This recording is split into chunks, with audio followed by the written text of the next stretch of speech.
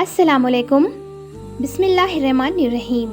میرے بھائیوں اور بہنوں، آج ہم اس حقیقت کی طرف چلتے ہیں جس سے پوری کائنات کا نور پھیلا ہے۔ سوال یہ ہے کہ اللہ کون ہے؟ اللہ وہ ہے جس نے آسمان کو بنا کسی سہارے کے بنا دیا۔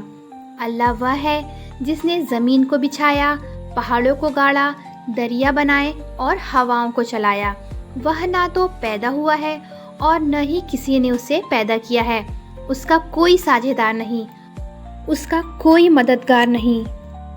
قرآن پاک میں فرمایا گیا ہے، قُلْ هُوَ اللَّهُ أَحَدٌ اللَّهُ الصَّمَدُ لَمْ يَلِدْ وَلَمْ يُولَدْ وَلَمْ يَكُنْ لَهُ كُفُوًا أَحَدٌ، یعنی کہہ دیجئے وہ اللہ ایک ہے، سب کا بے نیاز ہے، نہ اس نے کسی کو جنا ہے، نہ وہ جنا گیا، اور نہ ہی کوئی اس کا ہمسر ہے۔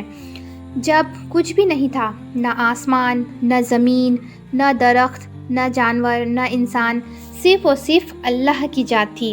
اللہ نے اپنے حکم سے سب سے پہلے قلم کو پیدا کیا اور فرمایا لکھو۔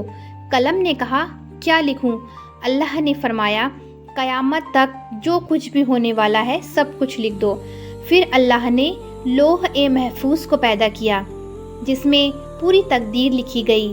اس کے بعد اللہ نے آسمان بنائے، 7 آسمان، پھر زمین بنائی، 7 زمین، فرشتوں کو پیدا کیا تاکہ وہ ہمیشہ اس کی عبادت کریں۔ پھر اللہ نے جنوں کو پیدا کیا، جنوں کو آگ سے بنایا، اور آخر میں اللہ نے چاہا کہ ایک ایسی مخلوق کو پیدا کرے جسے عزت اور علم دیا جائے اور اسے زمین پر خلیفہ بنایا جائے۔ قرآن میں اللہ تعالیٰ فرماتا ہے، انی جاعل فی الارض خلیفہ، یعنی میں زمین میں اپنا خلیفہ بنانے والا ہوں۔ جب اللہ نے فرشتوں کو یہ خبر دی تو انہوں نے عرض کیا، یا اللہ، کیا تو ایسی مخلوق پیدا کرے گا جو فساد کرے گی اور خون بہائے گی، جبکہ ہم تیری حمد و تسبیح کرتے رہتے ہیں؟ اللہ نے فرمایا، میں وہ جانتا ہوں جو تم نہیں جانتے۔ یہ اعلان تھا کہ اب انسان کی تخلیق کا سلسلہ شروع ہوگا۔ پھر اللہ نے فرشتوں کو حکم دیا کہ زمین سے مٹی لاؤ۔ فرشتوں نے الگ الگ جگہ سے مٹی اٹھائی، سفید، کالی، لال، بھوری، ہر رنگ کی اور ہر طرف سے مٹی اٹھا لائے۔ اللہ نے اس مٹی کو گیلا کیا، اسے گوتھا اور ایک شکل دی۔ یہ پہلی بار انسان کا ڈھانچہ بنا، اور وہ ڈھانچہ تھا آدم علیہ السلام کا۔ کئی سالوں تک وہ مٹی کا جسم پڑا رہا۔ شیطان ابلیس آتا اور اسے دیکھتا، اس کے اندر جھانکتا اور سوچتا، یہ تو کھوکھلا ہے، میں اس پر قابو پا لوں گا۔ پھر اللہ نے اپنی رحمت سے اس میں اپنی روح پھونکی۔ جیسے ہی روح آئی، آدم علیہ السلام زندہ ہو گئے۔ وہ انسان جو مٹی سے بنا تھا، اللہ نے اسے اپنی سب سے خاص مخلوق بنا دیا۔ اللہ نے آدم علیہ السلام کو علم دیا، ہر چیز کے نام سکھائے۔ جب فرشتوں کے سامنے پیش کیا گیا تو اللہ نے فرمایا، مجھے بتاؤ یہ کون ہے؟ فرشتے بولے، یا اللہ، ہمیں تو بس وہی معلوم ہے جو تو نے ہمیں سکھایا ہے۔ پھر اللہ نے آدم علیہ السلام سے کہلوایا اور آدم نے سب نام بتا دیے۔ فرشتوں کو سمجھ آ گیا کہ اللہ نے انسان کو خاص علم اور عزت دی ہے۔ پھر اللہ نے فرشتوں کو حکم دیا، آدم کو سجدہ کرو۔ سب فرشتوں نے سجدہ کیا مگر ابلیس نے انکار کر دیا۔ یہ پہلا امتحان تھا، اور وہیں سے حق اور باطل کی جنگ شروع ہو گئی۔ سب نے اللہ کا حکم مان لیا کیونکہ وہ اللہ کے فرما بردار تھے، لیکن ایک نے انکار کر دیا، اور وہ تھا ابلیس۔ اللہ نے پوچھا، اے ابلیس، تجھے کس چیز نے روکا کہ تو سجدہ نہ کرے جب میں نے تجھے حکم دیا ہے؟ ابلیس نے گھمنڈ سے جواب دیا، میں سب سے بہتر ہوں۔ تو نے مجھے آگ سے پیدا کیا اور اسے مٹی سے بنایا ہے، اور آگ مٹی سے بہتر ہے۔ یعنی ابلیس نے اپنے آپ کو بڑا سمجھا اور انسان کو نیچا۔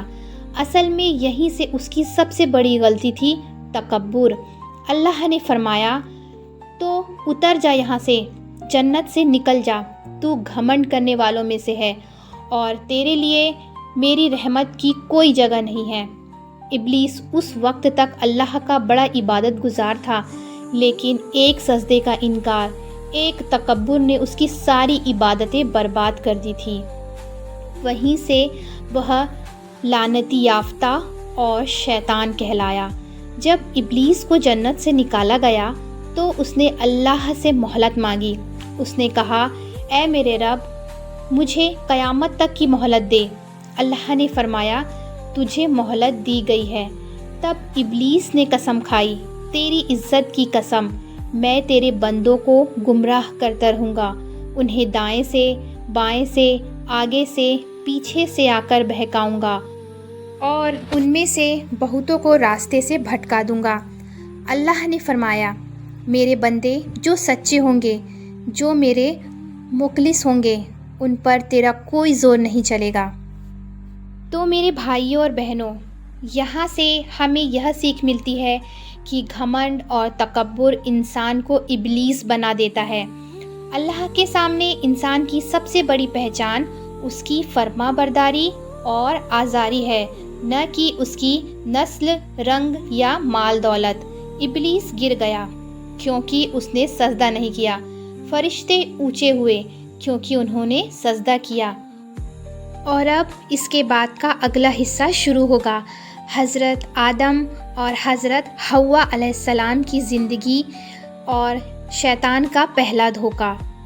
یہ ویڈیو یہی ختم نہیں ہوتا، اصل میں یہ تو صرف شروعات ہے۔